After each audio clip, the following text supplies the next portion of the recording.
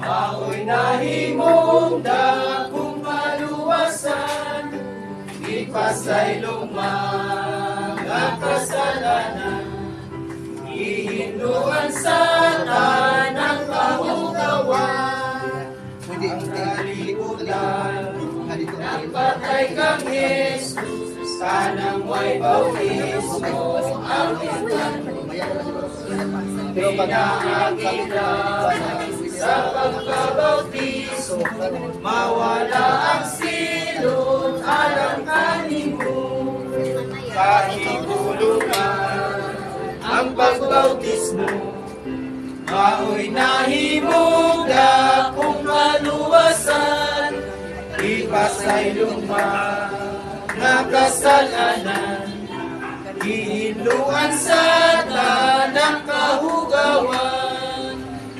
Pagbautismo ay dakong kaulugan, mao nga naman ay kauban niya.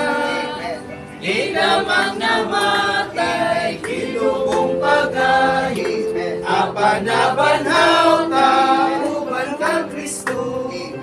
Ang kinabuhi sa pagkabanhaw, dili mahawiran sa kamatayan.